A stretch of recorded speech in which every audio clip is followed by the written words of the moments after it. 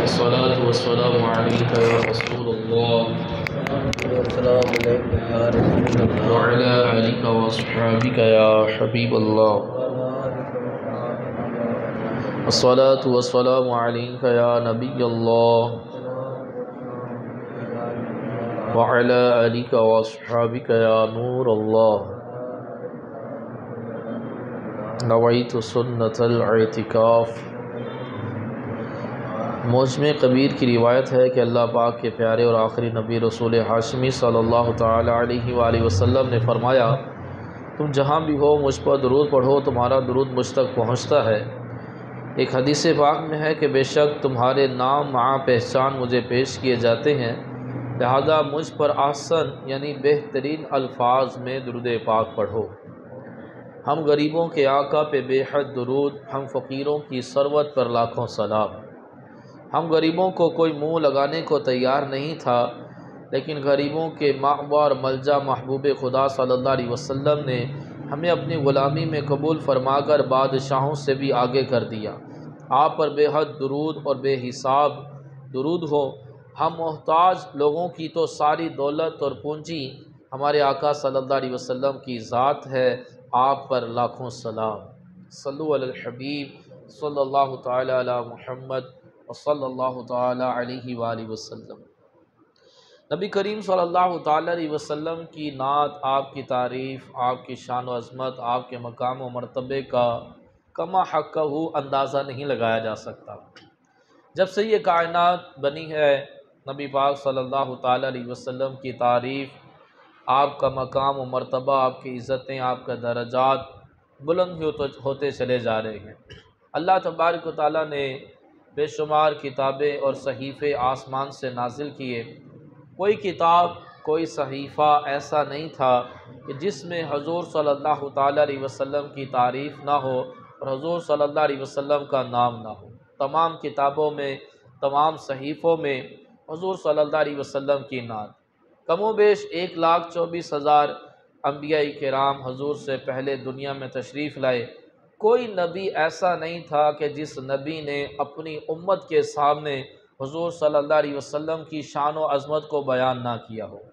تمام کے تمام انبیاء کرام اپنی مجلسوں میں حضور صلی اللہ علیہ وسلم کی تعریف کرتے تھے، حضور صلی اللہ علیہ وسلم کی شان و عظمت بیان کرتے تھے، اور پھر اپنی امت سے یہ وعدہ لیتے تھے کہ جب وہ اللہ کے حبیب آخری نبی دنیا میں تشریف لے آئیں تو تمہیں ضرور بالضرور ان پر ایمان لانا ہے۔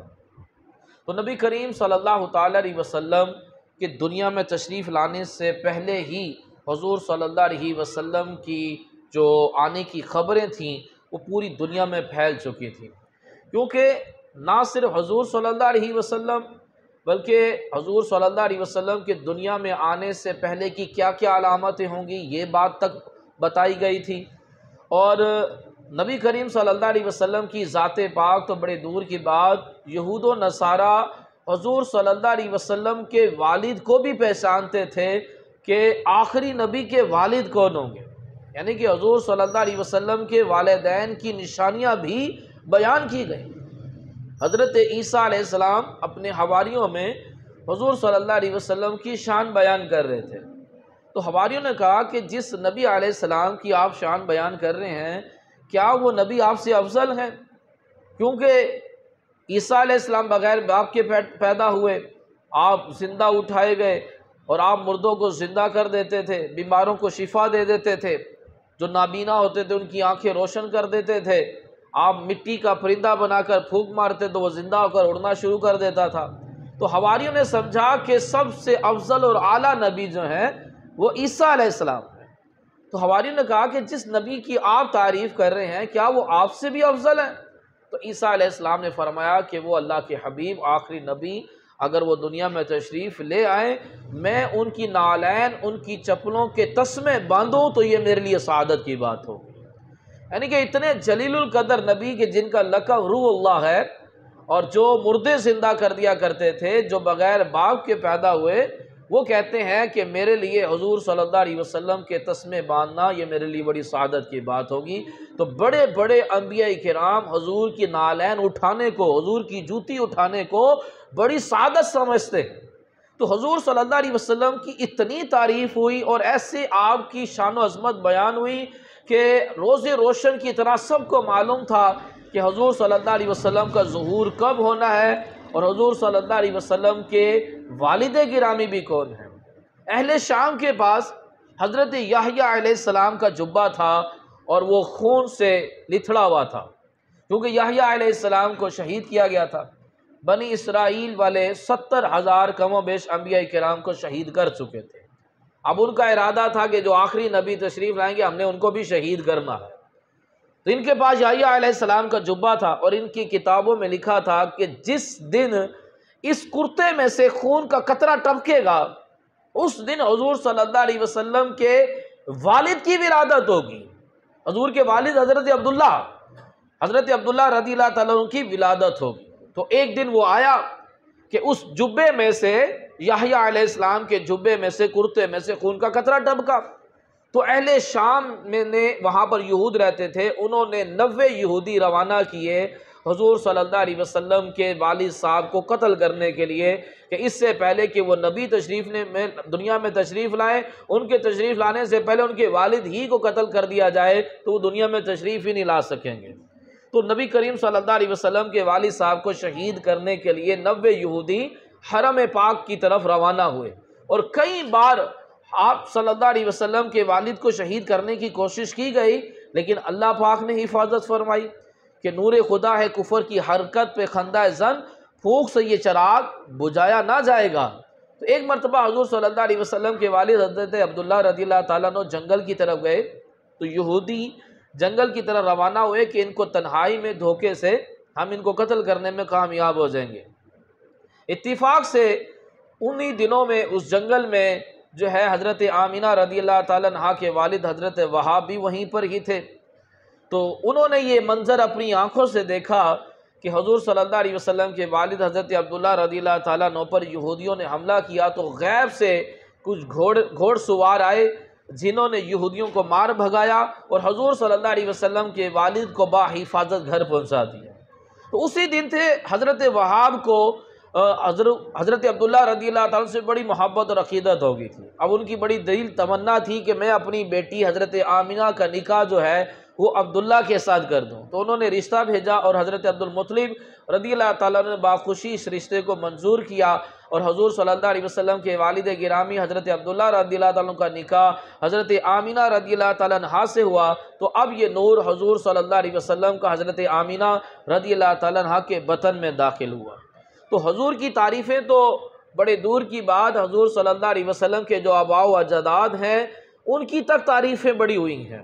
حضور صلی اللہ علیہ وسلم کے والد حضرت عبداللہ حضرت عبدالمطلب کے بڑے نور نظر تھے، بڑے لاڈلے تھے اور بڑے حسین و جمیل تھے۔ اس کی وجہ کیا؟ کیونکہ ان کی پشت میں حضور کا نور، ان کی پیشانی میں حضور کا نور جگمگا رہا تھا۔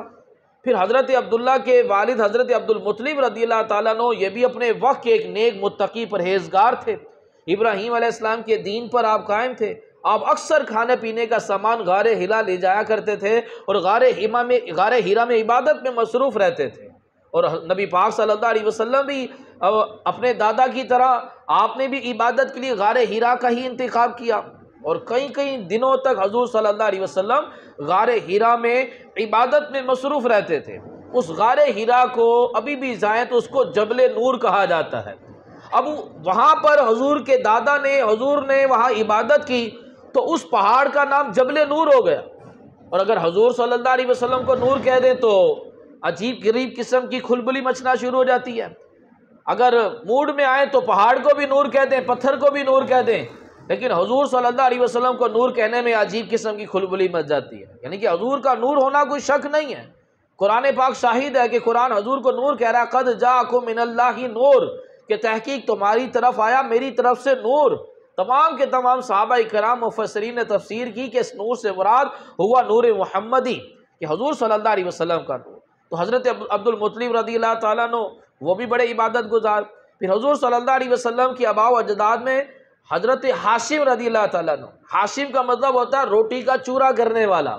ان کا یہ لقب کیسے پڑا کہ مکہ مکرمہ میں قحط سالی پڑ گئی اور حجاج کرام کافی وہاں آئے ہوئے تھے اور بھوک سی کی تکلیف بہت زیادہ تھی، تو آپ ملک شام سے सूखी रोटियां खरीद कर लाए और ऊँट का गोश्त का शोरबे के अंदर उन रोटियों को भिगो कर तमाम हुज्जाज को वो रोटियां खिलाईं।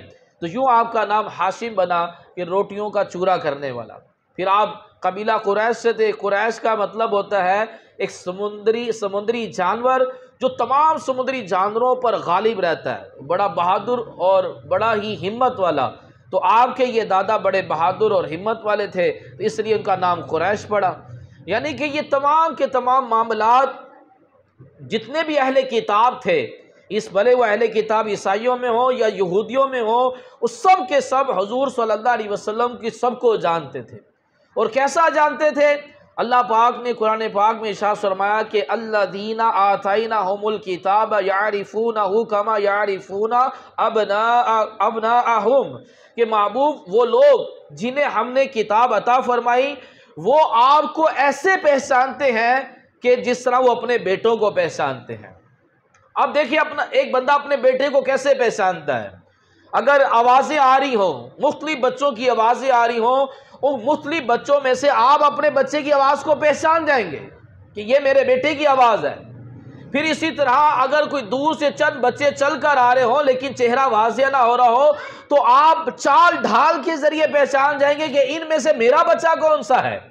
यानी कि इससे ये पता चला कि नबी करीम सल्लल्लाहु ताला अलैहि वसल्लम के तशरीफ़ लाने से पहले हुजूर सल्लल्लाहु अलैहि वसल्लम की इतनी तारीफ़ें हुई कि हुजूर सल्लल्लाहु अलैहि वसल्लम देखते कैसे हैं, हुजूर सल्लल्लाहु अलैहि वसल्लम चलते कैसे हैं, हुजूर सल्लल्लाहु अलैहि वसल्लम मुस्कुराते कैसे हैं, हुजूर सल्लल्लाहु अलैहि वसल्लम की आवाज़ कैसी है, आप बोलते कैसे हैं, आपका लिबास कैसा है, आपका उठना कैसा है, आपका बैठना कैसा है, ये सारी चीज़ें बयान हुई थी। इसलिए हुजूर की विलादत होते ही ये ईसाई और यहूदी हुजूर सल्लल्लाहु अलैहि वसल्लम को ऐसे पहचान गए जैसे बंदा अपने बेटे को पहचानता है। यानी कि बंदा अपने बेटे की तमाम हरकत और सकनात से पहचान जाएगा।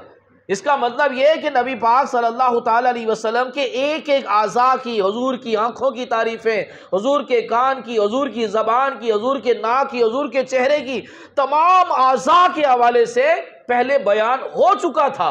इसलिए अल्लाह पाक ने फरमाया कि महबूब ये आपको ऐसे जानते हैं जैसे आप ये अपने बेटे को पहचानते हैं। यहूदियों के बहुत बड़े आलिम थे अब्दुल्ला बिन सलाम रदियल्लाहु ताला अन्हु, इन्होंने इस्लाम कबूल किया तो फ़ारूक आज़म रदियल्लाहु ताला अन्हु ने इरशाद फरमाया कि ये जो अल्लाह पाक ने फरमाया है अल्लज़ीना आतैनाहुमुल किताब यारिफूनहु कमा यारिफूना अबनाअहुम, तो इसका क्या मतलब है कि भाई तुम किस तरह से, तुम भी तो यहूदी हो, तो किस तरह से तुम हुजूर सल्लल्लाहु अलैहि वसल्लम को अपने बेटों की तरह पहचानते हो? अब्दुल्ला बिन सलाम रदियल्लाहु ताला अन्हु ने कहा कि मैं तो अपने बेटे से भी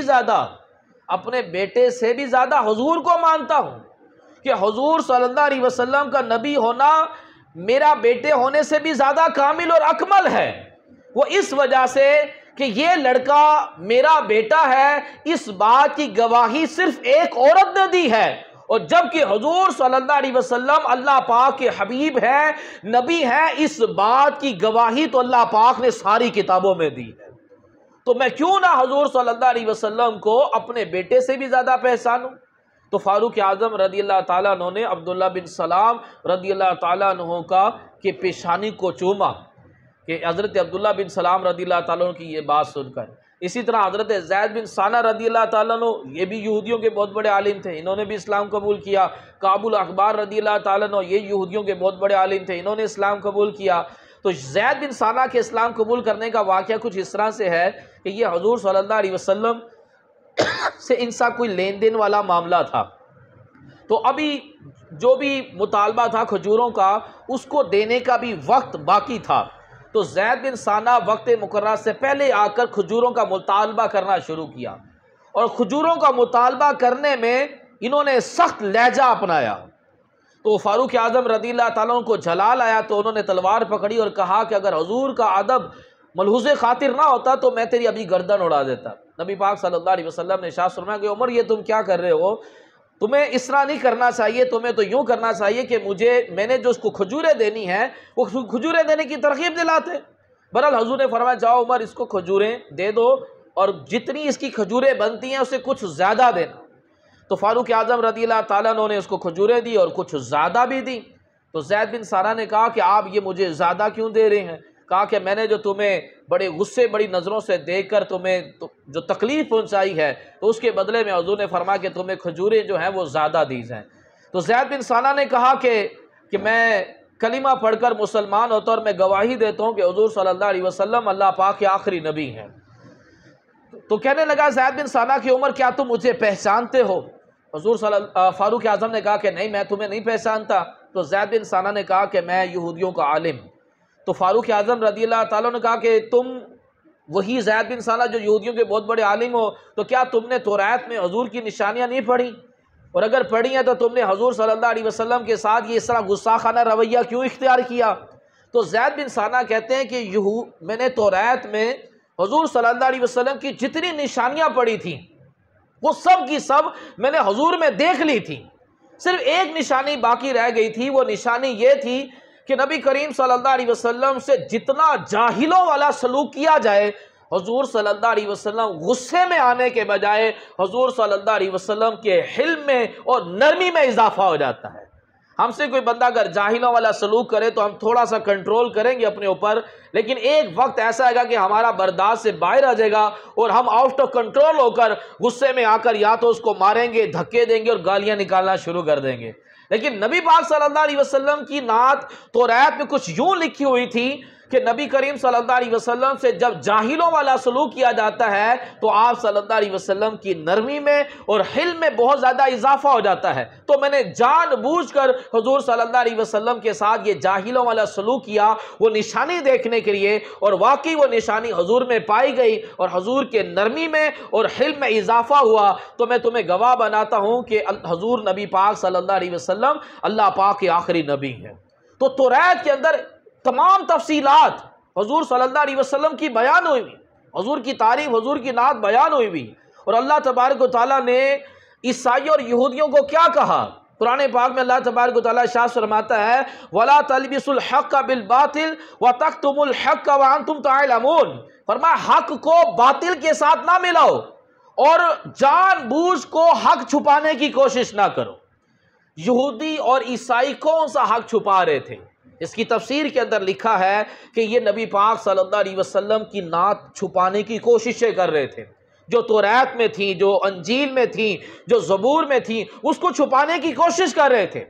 تو نعت مصطفیٰ چھپانی نہیں چاہیے، بلکہ اللہ پاک فرما رہا ہے میرے حبیب کی نعت بیان کرو، شان بیان کرو، اس کو چھپانے کی کوشش نہ کرو۔ تم دو غلط کام کر رہے ہو، حق اور باطل کو ملانے کی کوشش کر رہے ہو اور حق کو چھپانے کی کوشش کر رہے ہو۔ ان دو باتوں سے اللہ پاک نے یہودیوں اور عیسائیوں کو منع کیا۔ تو پتہ چلا کہ نبی پاک صلی اللہ تعالیٰ علیہ وسلم کی نعت جو ہے، حضور کا ذکر خیر جو ہے، وہ توریت میں بھی ہے اور انجیل میں بھی ہے، اور اللہ پاک منع کر رہا ہے کہ میری حبیب کی شان چھپائی نہ جائے۔ حضور صلی اللہ علیہ وسلم کی شان کو بیان کیا جائے گا، کسی سے ڈرنا نہیں ہے، گھبرانا نہیں ہے، شرمانا نہیں ہے۔ اللہ پاک نے جو حضور کی شان بنائی ہے اس شان کو بیان کرنا ہوگا، یعنی کہ کسی کے ڈر کی بنا پر بندہ شان چھپانے کی کوشش نہ کرے۔ اللہ پاک پسند کرتا ہے کہ حضور صلی اللہ علیہ وسلم کی شان کو بیان کیا جائے۔ اس لیے بے شمار لوگوں نے حضور صلی اللہ علیہ وسلم کی شان میں قصیدے لکھے۔ پھر بیرلی شاہ رحمت اللہ تعالی نے لکھا سبحان اللہ ما اجملک ما احسنک ما اکملک، کتے میرے علی کتے تیری ثنا، گستاخ اکھیاں کتے جا لڑیاں۔ شاہ عبدالعزیز نے لکھا یا صاحب الجمال یا سید البشر من وجهک المنیر لقد نور القمر لا يمکن ثناء کما کان حقہ بعد خدا بزرگ تو ہی قصہ مختصر۔ اعلیٰ حضرت نے حضور کی نعت میں ہزاروں اشعار لکھ دیے اور لکھ کر کہتے ہیں کہ سرور کہوں کہ مالک و مولا کہوں تجھے، باغ خلیل کا گلے زیبا کہوں تجھے، تیرے تو وصف عیب تناہی سے ہے بری، حیران ہوں میرے شاہ میں کیا کیا کہوں تجھے، لیکن رضا نے ختم سخن اس پر کر دیا، خالق کا بندہ خلق کا آقا کہوں تجھے۔ اپنے وقت کتنے بڑے عالم ہو کر کہتے ہیں کہ میں حیران ہوں کہ میں آپ کو کیا کیا کہوں، اتنا کچھ کہنے کے بعد بھی کہتے ہیں کہ میں حیران ہوں کہ میں آپ کو کیا کیا کہوں، لیکن رضا نے ختم سخن اس پر کر دیا، خالق کا بندہ خلق کا آقا کہوں تجھے۔ کسی سے سوال ہوا کہ حضور کی کتنی شان بیان کی جائے، تو انہوں نے جواب دیا بس حضور کو خدا نہیں کہنا اور خدا کا بیٹا نہیں کہنا، باقی جو کہنا ہے کہہ لو، لیکن حق پھر بھی ادا نہیں ہوگا، کہ لا یمکن ثناء کما کان حقہ، کہ آپ کی تعریف بیان کرنا کما حقہ کسی کے بس کی بات نہیں ہے۔ بات از خدا بزرگ تو ہی قصہ مختصر، کہتے ہیں کہ دنیا کے سارے درخت قلم بن جائیں اور دنیا کے سارے سمندر سیاہی بن جائیں اور حضور صلی اللہ علیہ وسلم کی نعت لکھی جائے تو قلم ختم ٹوٹ جائیں گے، سیاہی ختم ہو جائے گی، لیکن حضور کی نعت ختم نہیں ہوگی۔ کہ زندگیاں ختم ہوئی اور قلم ٹوٹ گئے لیکن تیرے اوصاف کا ایک باب بھی پورا نہ ہوا۔ تو تمام کی تمام کتابوں کے اندر حضور صلی اللہ علیہ وسلم کی نعت موجود ہے، اور یہودیوں نے اور عیسائیوں نے توریت میں سے، انجیل میں سے مٹانے کی کوشش کی، لیکن اس کے باوجود ابھی بھی جو توریت اور انجیل موجود ہے اس میں ابھی بھی حضور کی نعت موجود ہے، کہ وہ مکمل مٹانے میں ناکام رہے، کہ مٹ گئے، مٹتے ہیں، مٹ جائیں گے آدھا تیرے، نہ مٹا ہے نہ مٹے گا کبھی چرچا تیرا، اور مٹ بھی نہیں سکتا، کیونکہ وَرَفَعْنَا لَكَ ذِكْرَكَ، کہ اللہ فرماتا ہے کہ محبوب ہم نے آپ کے ذکر کو بلند کیا۔ تو جس سے اللہ عزت دے اسے کوئی ذلیل نہیں کر سکتا، جس کے ذکر کو اللہ پاک بلند کرے اس کے نام کو کوئی بندہ مٹا نہیں سکتا۔ تو پوری دنیا میں حضور صلی اللہ علیہ وسلم کے نور کا اجالا ہے، اور پوری دنیا میں حضور صلی اللہ علیہ وسلم کی نعت ہے۔ اللہ نبی پاک صلی اللہ تعالیٰ علیہ وسلم کے مختلف نام جو ہیں وہ توریت کے اندر اور انجیل کے اندر موجود ہیں۔ نبی پاک صلی اللہ علیہ وسلم کا ایک نام اجیر، اجیر کا معنی، یہ نام لکھا ہوا ہے انجیل کے اندر، اس کا معنی ہے جہنم سے بچانے والے۔ نبی پاک صلی اللہ تعالیٰ علیہ وسلم اپنے امتیوں کو جہنم سے بچائیں گے۔ جو امتی ایمان کے ساتھ دنیا سے جائے گا حضور صلی اللہ علیہ وسلم اس کو جہنم سے بچائیں گے۔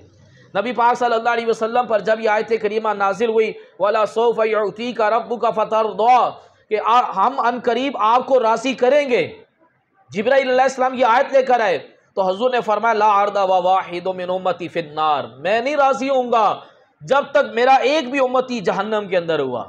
یعنی کہ حضور کا نام جو توریت میں لکھا ہوا ہے کہ اپنی امت کو جہنم سے بچانے والے، اور حضور فرماتے ہیں میں نے اللہ سے راضی ہونا ہی نہیں ہے، میں اس وقت راضی ہو جاؤں گا جب میرے سارے امتی جنت کے اندر چلے جائیں گے۔ نبی کریم صلی اللہ تعالیٰ علیہ وسلم نے ارشاد فرمایا جتنے دنیا میں درخت ہیں اور جتنے دنیا میں کنکر ہیں، ان درختوں اور کنکروں کی تعداد کے برابر قیامت والے دن میں اپنی امت کی شفاعت کروں گا۔ تو امتی کو تو خوش ہونا چاہیے کہ اللہ پاک نے ایسا نبی عطا فرمایا کہ جو قیامت والے دن ہماری شفاعت کریں گے۔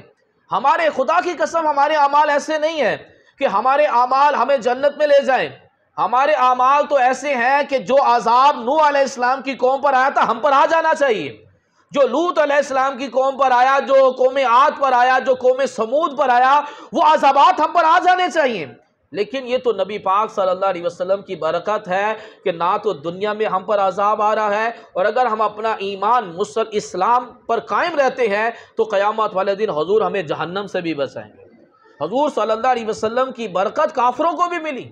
حضور سے پہلے جتنی قومیں تھیں اللہ پاک نے ان کو مہلت دی، ایک وقت تک مہلت دی، اگر انہوں نے جب توبہ نہیں کی تو اس پوری قوم کو صفحہ ہستی سے مٹا کر رکھ دیا گیا، وہ قومیں بچی نہیں۔